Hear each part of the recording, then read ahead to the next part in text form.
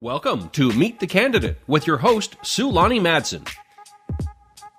Meet the Candidate is your opportunity to see local candidates and hear about the experiences that have shaped their lives.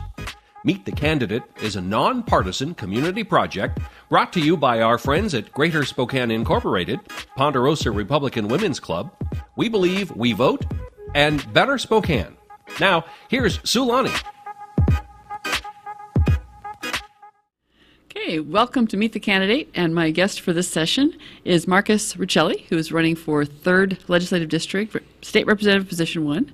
Hi. Welcome, Marcus. Thanks, appreciate the opportunity. And that's a position that you currently hold Yes, as I'm well. incumbent. Okay, but it's still always a good idea to introduce yourself to the voters and to new voters in your district, and we'll just start with, where did you grow up and go to school? So I'm a Spokane kid, born and raised. I grew up in North Spokane. I went to Meade High School. I lived there all my life until I left for a little bit, went to graduate school at the University of Washington. I'll forgive you for that. Then. Thank you. Yeah, I'm a ZAG first and foremost. Okay. I did my undergrad here, and that was actually, we can talk a little bit about that later. That was very important to kind of the track my interest in public service.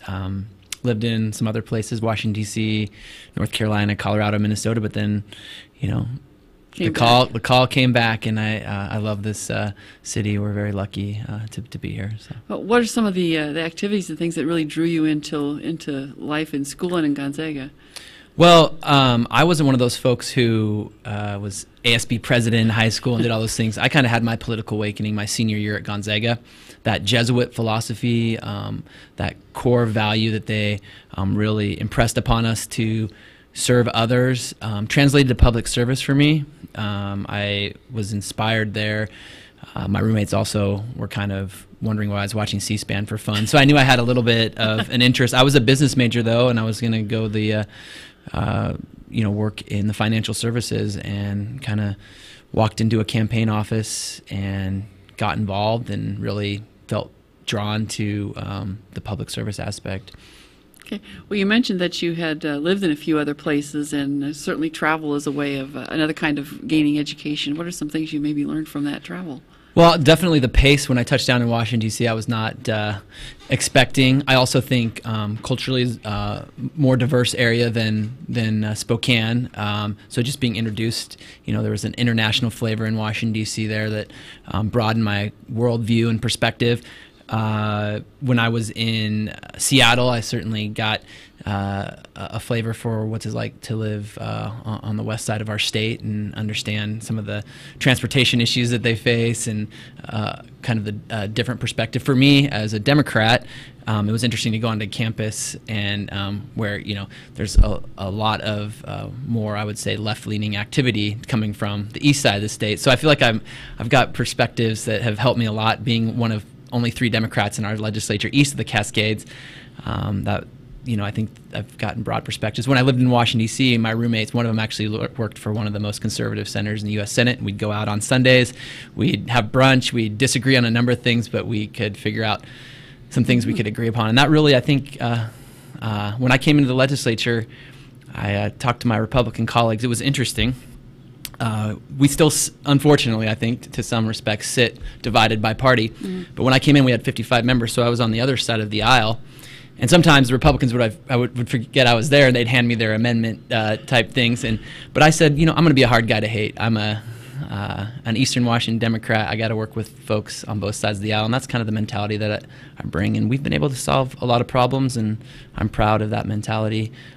I'd love to talk about some of those things, from working in a very bipartisan manner on the WSU Medical School. I was a proud sponsor of that, but that certainly was a true bipartisan effort, to a transportation package that delivered for our area, to something more controversial that had folks on both sides of the aisle agreeing and disagreeing, and that was the moving to the 5 county commissioners. That was a bipartisan effort, but you found folks on both sides of the aisle agreeing or disagreeing on that. So. Yeah, well, we try and keep these to less of the policy discussion and more of the just getting acquainted. Sure. But as part of that, one of the things you mentioned work, and if you thought you were going to go into the financial sector, What kinds of work did you pick up in as a kid in high school? What were some of your early first job experiences that influenced your attitudes? So I worked at Senior Froggies off and on for a number of years from high school through college. I worked a fryer.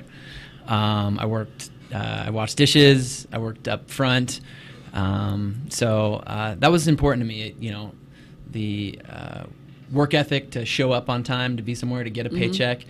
I will say I also had the record for employees' meals eaten because they gave us a pretty good discount. When I first started, tacos were 33 cents and we got 50% off, so I could do some serious damage back in high school, and that was a draw as well. But great people to work for, and really clocking in and clocking out. It showed me a lot. And working a fryer too, for a while there I could grab anything that was hot because I think I burned off all the senses. Your in my sensitivity fingers. does change when you do that. I've had a number of candidates who have cited a fast food start or the kind of things that you learn in those as a kind of training we don't value as much, really. It has to happen somewhere. Absolutely. And I think, representing a district that is one of the more impoverished districts in our state, I think one of the problems when I go to some of those establishments now, you see people trying to raise families, where back when I was going there, you saw folks working as you had a lot more younger folks working those jobs, and those were first jobs, where I think today there's people that are trying to make ends meet as a second or third job working at some of those establishments. So yeah, we'll have a conversation about that offline, but I want to go on to a little bit about how do you see the duties of let me go back to that later. What actually prompted you to run for elected office the first time? I know you'd worked on a lot of campaigns. You'd worked for legislators. What made you decide to cross over the other side? Well, I went back to graduate school to study public administration and public policy, because working on campaigns, working for elected officials, there was kind of this moment where I decided, it's not just about getting folks and helping people you believe in get across the finish line. There's the actually complex business of making public policy and making it work. I think I was drawn to. So really the switch for me was when I stood back and, kind of assessed the impact of my Jesuit education on serving others, and that time where, I believe in our process and I think people should step up. And I wasn't one of those folks when people said, do you think you'll ever run for office? And people who are going to run say, no, I'd never do that. I thought, yeah, I might run for office someday. And I just felt like when a seat opened up, it was, I had some good ideas. Time to be hands-on.